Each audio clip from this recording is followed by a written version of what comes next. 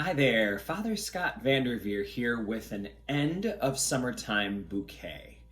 I went out and gathered all the different kinds of flowers I could find so that I could get at least another week of summertime inside the house. I've got some goldenrod and some ferns and some little white, I don't know, snowbally kind of things. I don't know what those are. And some purple flowers. These are all like weeds, really.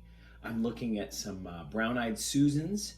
And one of my favorites is this little daisy right here. I've got a bunch of daisies in here, but a lot of them are facing the wrong way.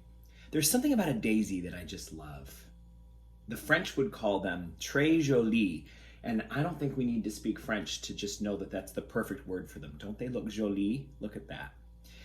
You know, I've been thinking about daisies because as I was gathering them to put in this bouquet, I was thinking about all of the different shapes of daisies I have seen over the years and about how they grow. And I think that they carry a spiritual lesson for all of us.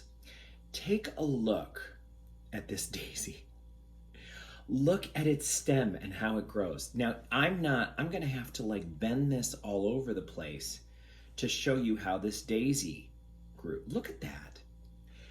This one I found also. These are by the side of the road. These are little weeds. You've seen them everywhere. Look at this daisy. This one, poor little baby got hurt. But look at the shape of it.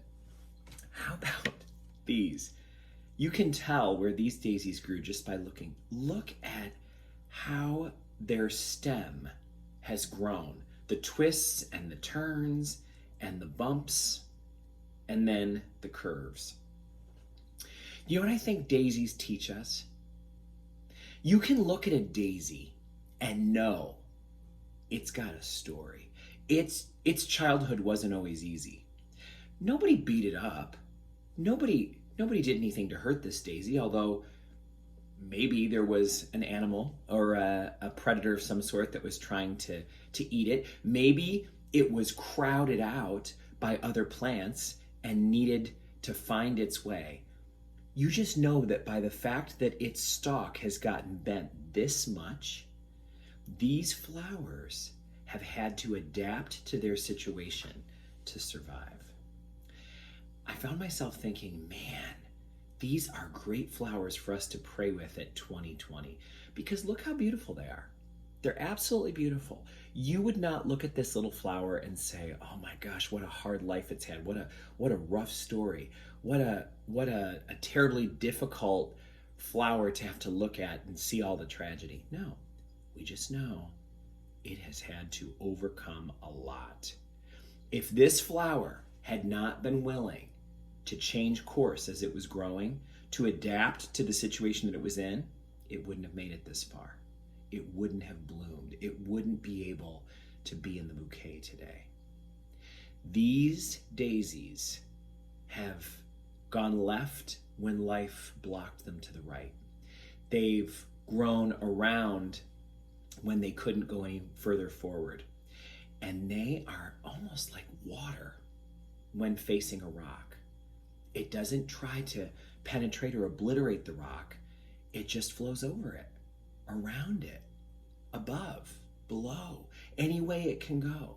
It doesn't get into the battle. It just figures out what it needs to do. So I think all of us could maybe take a look at our daisies and recognize just how much overcoming has been a part of their life and how much overcoming needs to be a part of our life too. A daisy doesn't tell you its sad story. It's just by looking at it, you know that it's got a story to tell. It doesn't evoke pity, it evokes joy. It's très joli, as they say.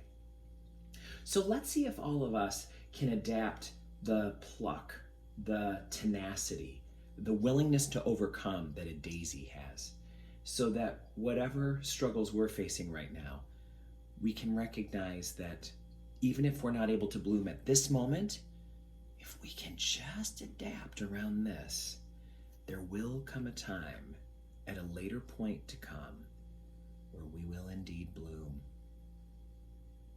God bless you all.